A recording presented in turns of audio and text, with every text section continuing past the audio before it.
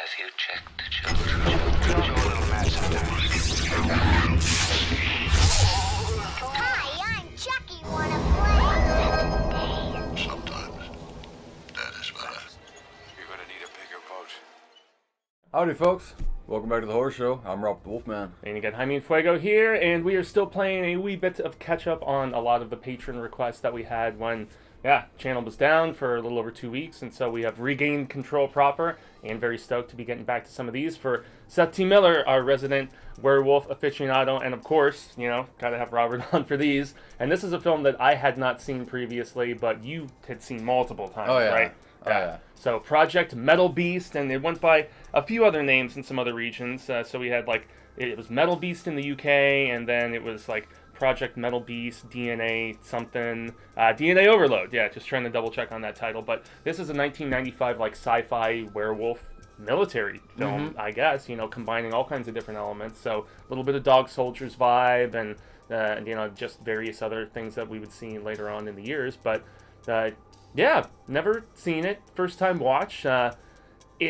It starts with kind of an interesting bang, and then it veers into pretty strictly just the sci-fi sort of side of things, and just trying to discover what happened with this soldier who has been in a cryo sleep of sorts for decades, because it goes back to the Vietnam era. No, it was 74. Okay, so just a little after Vietnam. Yeah, it opens with 74, and then it jumps it was 10 or 15 years later. Yeah, To the 90s. And so, it's really, there was a project that they were trying to put together at the time with some DNA testing, which was taken from a werewolf, and there was some experimentation done to this particular soldier, right? He injects himself with the blood. Oh, yeah, and that's everything right. to get more blood. Yeah, because he was frustrated at the fact that just the process of the analysis was taking a hefty amount of time, and he saw that there was just so little of it left. He injects himself. If I remember, he kills somebody. He goes on a little killing spree, attacks a couple other people, and then is subsequently put in cryo sleep for those remainder years, and then that's where the movie picks up the rest. Yeah, it picks up proper. And so the title itself, Project Metal Beast, so they were trying to do almost like a exoskeleton with this sort of creature. So basically, with the material in there, it's a metallic skin. They called it biofilm, bioform or firm or whatever the hell it was.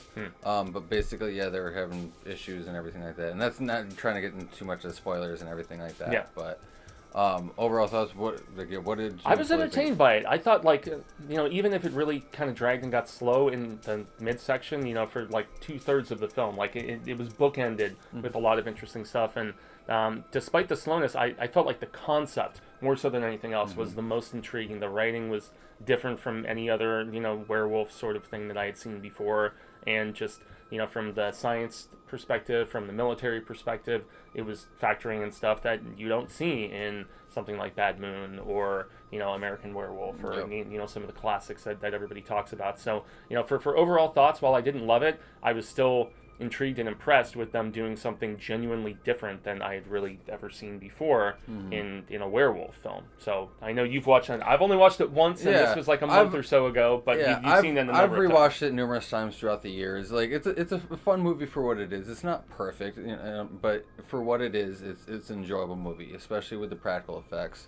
And once we get to them, once we get to them, and our Metal Beast is played by Kane Hodder. Yep. And then we have Barry Bostwick and Kim Delaney as kind of our main people and shit. And also the friend of Kim's character is, let's just double check her name. She was Sindel in the second Mortal Kombat film, Musetta Vander. Her. Yeah, she's a model, dancer, actress, singer, but I remember her more so than anything from 2 films that Full Moon did in the early 90s called Oblivion, and then they also did a sequel, and it was a weird alien sci-fi western comedy sort of bit, and she was one of the lead characters. She was great in that. So she's a genre actress, and she doesn't have tons and tons to do in this, but I did feel since we've kind of hit the story, I would say the story is pretty basic. Is a CIA agent. He travels to Bucharest in search of basically this werewolf that they're hearing about at this monastery.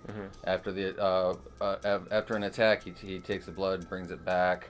Him and Barry Bostwick are basically trying to create a super soldier via this blood, He gets all pissy, injects himself with blood creates more blood, goes into cryo sleep after he becomes a naughty little dog, and yeah, that's where it picks up. So that's basically the gist of the story, and then yeah. Yeah, because then they're like once they start messing with dude's body all these decades later, aren't they like just genuinely shocked that like his vitals start to like kind of kick back in? Yeah, well, and that's the thing. It's like they after they place squares of this biofilm on his body and everything as a cadaver test because it's supposed to be help for burn victims and things like that, but it basically hardens into almost harder than steel for the most part, and will kill most all the subjects. And then they discover all the other stuff, and then he starts waking up and causing havoc. Yeah, exactly. And so that's when, in the third act at least, well, I guess midway through the second act because we do have a humanoid version of dude after he is revived before. A little bit, yeah. We have our midway and like halfway because transformation he does have stuff. that discussion with Bostwick's character where he's like, why did you do this to me, and so forth. But it just really turns into almost. I mean, not so much a bunker movie, but just like they're stuck in the facility and they're trying to figure out if they can vanquish this, this creature as it is developing this exoskeleton-y protectiveness. In a sense, just like to veer away from getting any more spoiler stuff, because honestly, you guys should watch this if you haven't. It's a fun movie. It's kind of in the realm of... I'm dancing around the issues. We'll skip on that. We'll go... It's basically like the evolution with like Jason X, like with a werewolf and everything. He basically becomes mechanical. Practical effects. How'd you like all that? It still kind of looked like dude in a suit, at times, but it was of a higher accord than I've seen in said situations, and there are a few gnarly kills in the third act, which I did appreciate to a degree. And just the fact that Kane is this big lumbering presence, always helps. It was well shot in that particular regard, and even the acting, man. I mean, Kim Delaney is our lead, and she's kind of our final girl of sorts, so to speak. And I thought she was very solid in this, and I didn't mind her love interest. Early on when we had kind of the derpiness of the fact that they're gambling and they're just trying to find ways to pass the time and whatnot. In between the research and her obsessiveness about it, and also hesitance to even go through some of the additional stuff that she was kind of being forced into by her superiors. I thought was good. So Kim was great. Bostwick, he's kind of a more gray area conflicted character, but he still brought it in both the... Oh no, there's no gray area. He's a slimy little snake. Yeah. Well, there's no. I mean, veering more so. There's like it's even like known in the beginning. This character is just a crap hole. No. That was the general, though, right? Wasn't it? No, that's not who Bostwick is? No. Bostwick was the CIA dude's partner. Okay. Originally, who put him in the cryo sleep. Okay. I can't. He is a general, though, right? But like by the time you get to the later incarnation. No, because he was still part of the CIA. Because one of the shorter, chubbier guy, he was technically general. Okay. Of that military facility. Well, there we go. Yeah, if I'm remembering correctly. Yeah.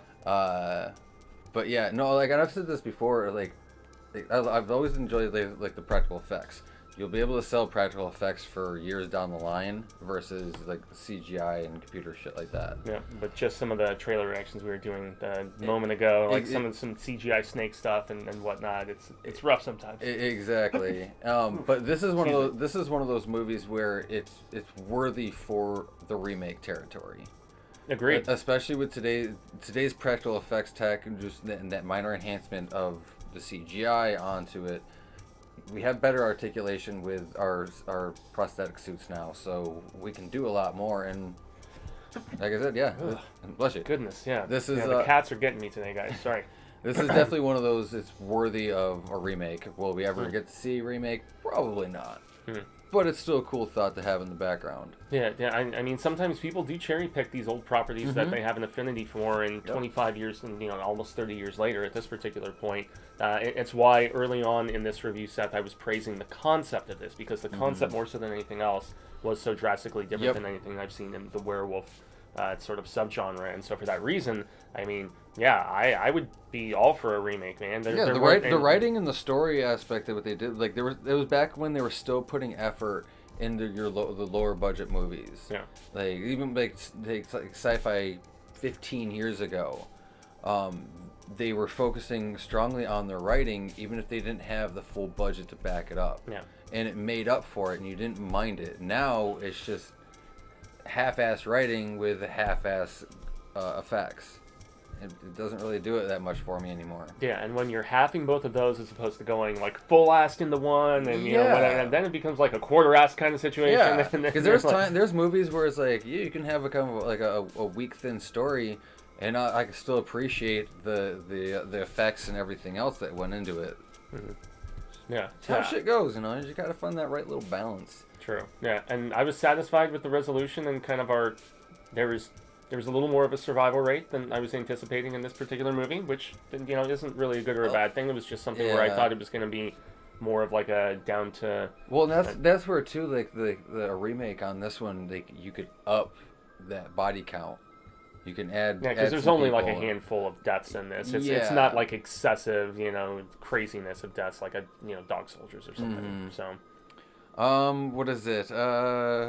Honestly, I mean, we covered a lot of the bases, the score, the like, acting, like nothing. We pretty much touched on the acting. We like, did. Everyone was acting, story, effects. Nobody pulled us out. Everyone was fair enough on their own. Yeah, Boswick was, Barry Boswick, was good as always.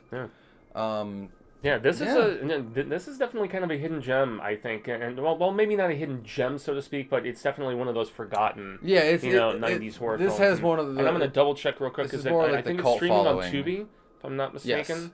Yes. Yeah, it is Tubi. Just to double check, but yeah, I mean, aside from that, there's all kinds of stuff besides like your big budget werewolf stuff that is floating around that a lot of people have kind of forgotten about over the years, and yes, it is Tubi. So if you're cool with dealing with ads and whatnot, I mean, hey, check out Project Metal Beast, and all of its varying alternate titles and whatnot. Yes. But it's not perfect, like I said. It's fun, but it is still fun. It's a fun little werewolf movie for what we have it. Yeah, amen to that.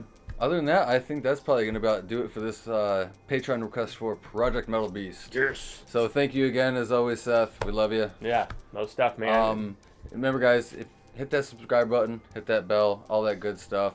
And from all of us here at the Horror Show, I've been Robert the Wolfman. Yep, and if you would like to become a patron, just like Robert, just like Seth, all the information is in the link below. And I've been Jaime Fuego, and remember, Fright fans, stay scared.